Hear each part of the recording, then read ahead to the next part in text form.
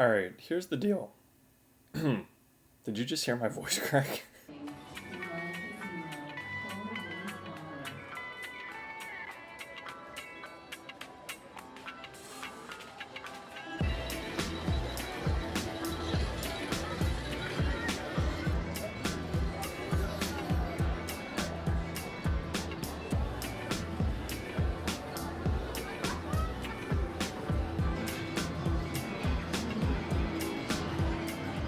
Most machines are actually taken, which doesn't matter to me, but last table was full too. I think it was 45 when I left. Might be a bit more now. I'm trying to be pretty discreet with the camera, so I probably won't do much recording here, but until someone tells me not to, yeah. Let's do it.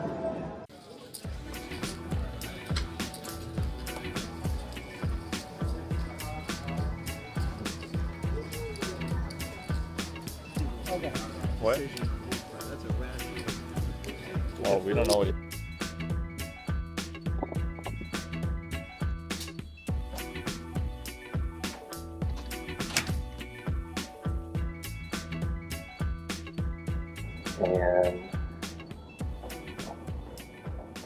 even longer since I was running anything remotely regularly, so we will see how this goes.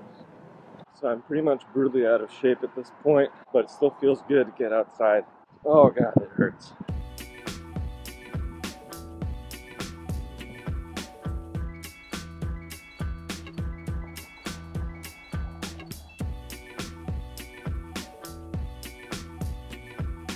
This is tougher than Casey Neistat makes it look.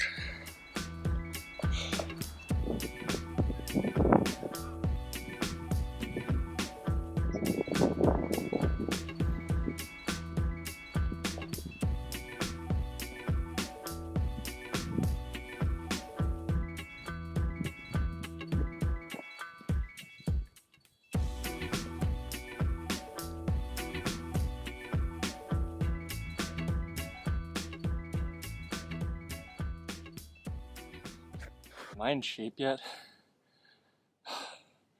Please?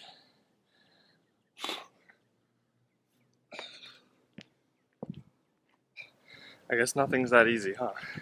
I don't really feel like the backs of buildings are supposed to be a little scarier, a little sketchier. Back of the Safeway is just a Safeway. But look, I found an abandoned skate park.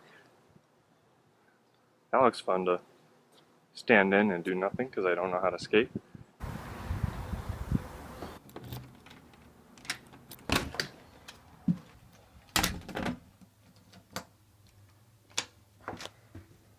Finally played another session, so we've got 3 sessions on the book for Maryland Live after moving to Maryland, and I've got 1 session of PLO now. I played PLO tonight. Played about 4 hours. Nothing interesting really happened. Why am I using my hands so much right now? I did play a couple interesting pots, only one that was really substantial in terms of the decision, so I figured I would just run through that one really quick. I'm also, good news, in case you didn't hear the sound quality difference, I'm now using my condenser microphone that I haven't used in forever. I had to buy this Focusrite Scarlett Solo audio box, audio interface thing. Can you tell I don't know much about this? And so now I'm using my condenser mic to pick it up without destroying your ears. So here it is. Pretty cheap microphone, but it's getting the job done a lot better than webcam, iPhone, or really anything else I would use. So for now, this is my new baby until the next upgrade, which should be coming soon. So you'll hear about that too. This guy's doing pretty well so far, so I'm going to keep doing it whenever I'm at my desk, but obviously, whatever camera I happen to be using is what you'll have to deal with when I'm out in the field, so to speak. Alright, so with that out of the way, let's get to the hand, which I can now read my notes from my phone while doing. I played PLO tonight, which I don't normally do, but I figured it'd be kind of nice change of pace. I wasn't super excited to go play tonight, so I just decided, why not? I put myself on the list for 2-5 and for 2-5 no limit and for 2-2 PLO. So I figured whatever I got added to first, I would go sit at. A little bit of a longer wait than usually, actually. It's Saturday night, but I was still expecting to be seated pretty quickly. So I got on PLO first, and I just didn't stay on the 2-5 list. So anyway, we've just moved to the second must-move table. There's 3 tables running, a main game, and then 2 sequential must-move games.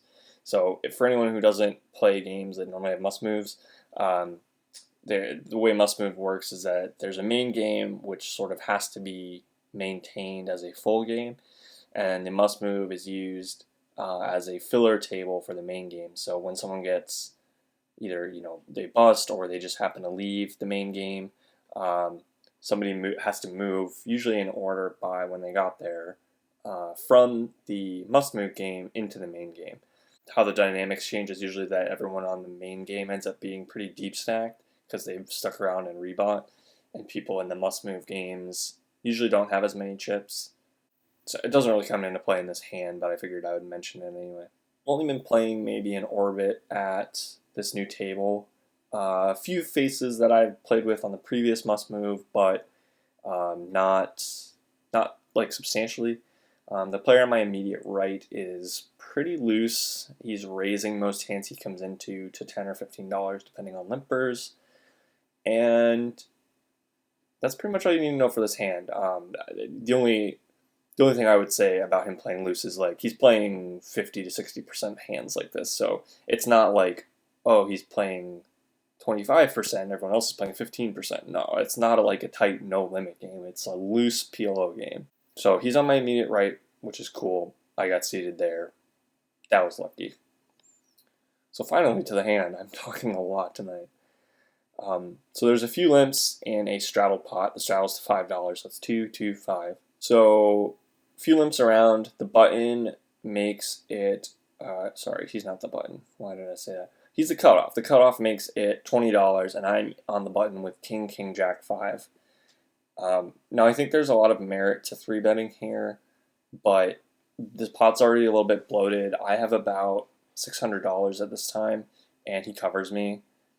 I just figured if I made it like 70 or something, we'd probably go heads up or he folds. Which is not a bad result, but I'm still not like that confident playing PLO, so I'd actually rather have, let me rephrase, I'm not that confident in some of these like really bloated pot spots where I'm not sure how weak of a hand I can go with, so I kind of actually prefer keeping stacks pretty deep when it goes to the flop. I think that plays more to my strengths in PLO. That might be wrong, but that was part of my reasoning. The other thing was that people were actually reasonably tight pre-flop, so it's not like we're automatically going 6 ways when I call here. So anyway, King, King, Jack, 5. I have King High diamonds, and there are 2 more calls behind me. So the flop comes Ace, 6, 5, where the Ace is a diamond and the 5 is a diamond. It checks around to the cutoff, who c-bets $50. Now there's about 85 or 90 in the pot at this time, and this is pretty small sizing for him. He very often just c-bets pot, whatever. So it's a little on the small side, but I think I saw him do it maybe once, a smaller sizing when there were a lot of people in the hand, so maybe kind of setting his price, but I don't really have info about what his sizing means, so can't really read too much into that except for the fact that it gives us a better price. Now I do have the nut flush draw and like weak backdoor thing going on, where I can hit a gut shot or turn and river some boats, but my hand's not really that strong. It's just that I'm getting a pretty good price with the nut flush draw. I figure the players at this table aren't very likely to re-raise behind with anything that puts me to a decision, like it's only going to be sets or... No, really just sets. So I call, and there's one other caller in the small blind. So we go 3-way to the turn, and the turn is a 10 of clubs, which is a brick. I mean, it does give us a gut shot, but that's the only thing it does, really. It actually ends up checking around. Now, it does check to me on the button. I could take a stab at this sometimes, but I felt like my hand actually had some showdown value. There's a lot of draws that the small blind could have that I'm way ahead of. And there's also, a lot of times when the cutoff is just giving up, and we're just going to see showdown and win a decent amount of the time. Now, small blind could have some two-pair combos, but we'll probably find out about that on the river anyway. So anyway, it checks around. The river is the 10 of hearts, and the cutoff now, that's 115 into 230 or 240, which again I found weird, mostly because he didn't bet the turn, and I had no reason to think he would check like a set or two pair on the turn even. Maybe the only thing he would check would be some weird two pair that he made on the turn, like 10-6 or 10-5, but he shouldn't be opening a lot of those kinds of hands, even though he's opening a lot of hands. And there's probably at least some percentage of the time that he would double barrel on the turn on this run out. So I felt like I was probably ahead like a lot of the time.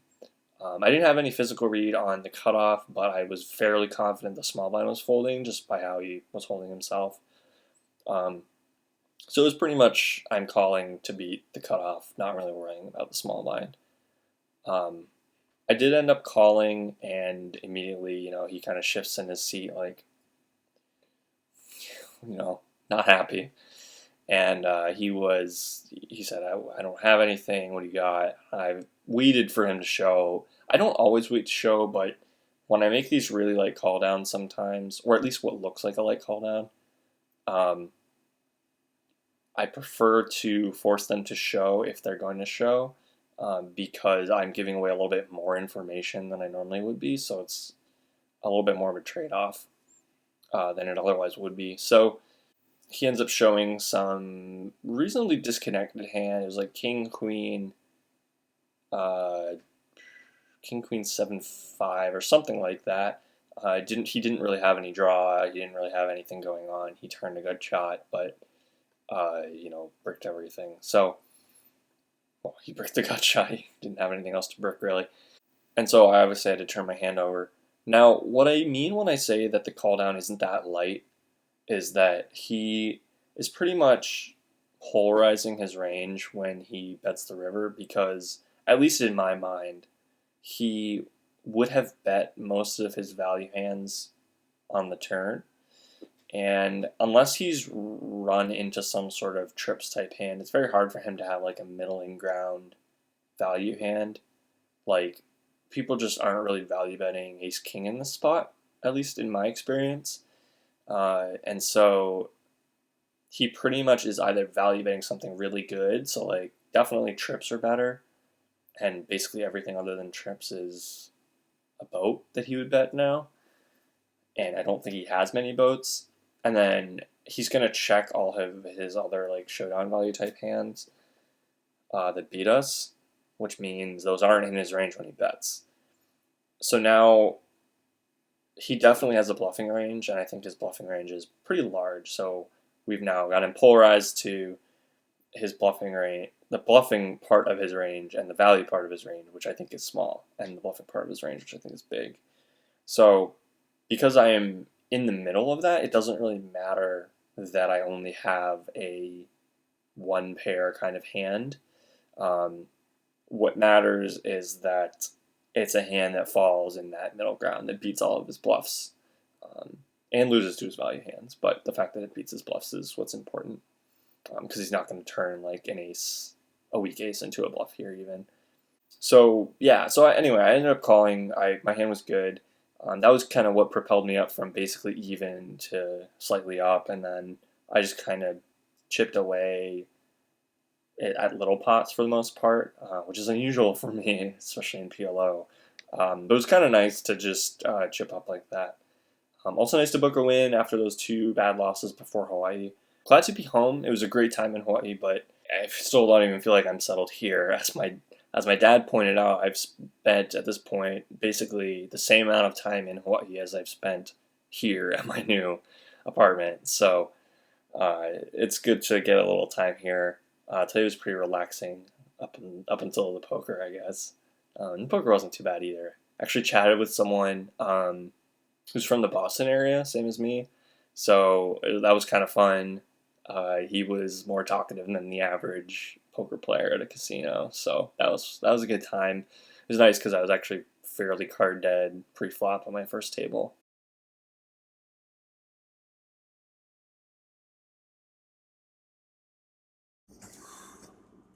We have a problem.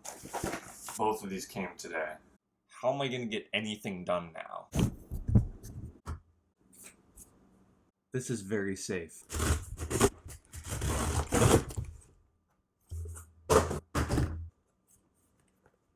Lens. Damn it. Oh, it doesn't want to open.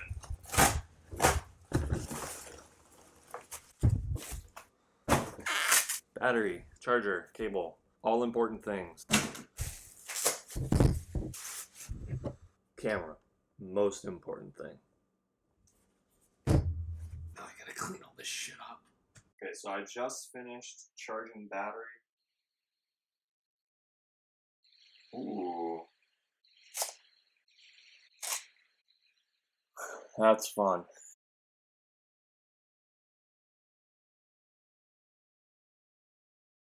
I have never run this good before.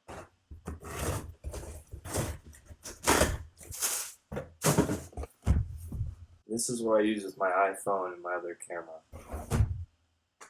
It's getting pretty serious up in here. Think we need instructions? Me neither. Oh, this is sick. You see this? This is the thing. This is what pops out at you when you first look at it. Comes with a level. You'd think I would know this since I should have read the features or something before I bought it, right? But apparently not.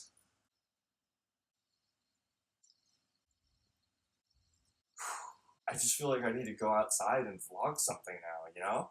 I'm gonna feel goofy. I'm not gonna lie. I used to